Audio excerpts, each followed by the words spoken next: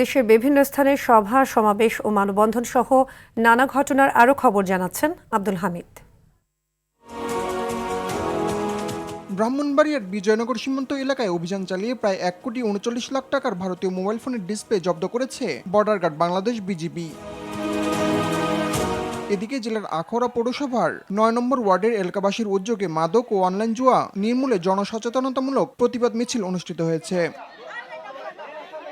সমাজ থেকে জুয়া ও মাদকের ভয়াবহতা দূর করার দাবিতে মুন্সিগঞ্জের সিরাজদি খানের রাজানগর বাজার এলাকায় উলামা ফোরামের উদ্যোগে মানববন্ধন অনুষ্ঠিত হয়েছে। মাদারীপুরের কালকিনি উপজেলার বাঁশগাড়ী ইউনিয়নের আরিয়াল খাঁ নদীর ভাঙন রোধে ৭,৯০০টি জিও ব্যাগ ফেলার কাজের উদ্বোধন করেছেন মাদারীপুর ৩ আসনের সংসদ সদস্য আনিসুর রহমান তালুকদার খোকন।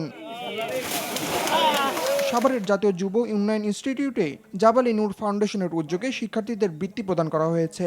এ সময় উপস্থিত ছিলেন ঢাকা ১৯-এর সংসদ সদস্য ডক্টর দেওয়ান মোহাম্মদ সালাউদ্দিন বাবু।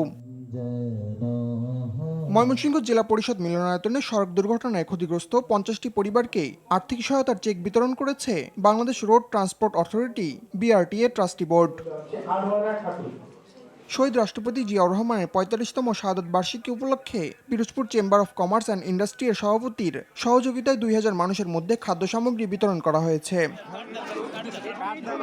নোয়াখালীর দ্বীপ উপজেলা হাতিয়ায় দুস্থ, অসহায় ও সুবিধাবঞ্চিত মানুষের জন্য বিনামূল্যে চিকিৎসা সেবা ও প্রয়োজনীয় ওষুধ বিতরণ করেছে বাংলাদেশ কোস্টগার্ড। এদিকে মৌলিক শিক্ষা কার্যক্রম আরও মানসম্মত করতেই জেলার রাঙামালী উপজেলায় অগ্রযাত্রা প্রকল্পের শিক্ষক, সুপারভাইজার ও সংশ্লিষ্টদের নিয়ে ৩ দিনব্যাপী প্রশিক্ষণ কর্মশালা শুরু হয়েছে। বরিশালের একমাত্র cement factory Olympic cement and fibres কারখানায় শ্রমিকদের চাকরি নিরাপত্তা এবং বকেয়া পরিশোধের দাবিতে বিক্ষোভ সমাবেশ অনুষ্ঠিত হয়েছে।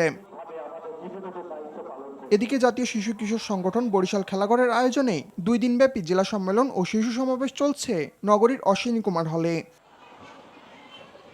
এছাড়া শহরের কিংফিশার হলরুমে সম্মিলিত হোমিওপ্যাথিক চিকিৎসক ফোরামের আয়োজনে স্যামুয়েল হ্যানিম্যানের ২৭১তম জন্মবার্ষিকী উপলক্ষে সেমিনার অনুষ্ঠিত হয়েছে।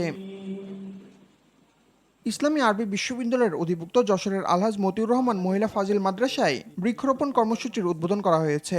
এ সময় মাদ্রাসা প্রাঙ্গণে বিভিন্ন প্রজাতির ফলজ, বনজ ও ঔষধি গাছের চারা রোপণ করা হয়।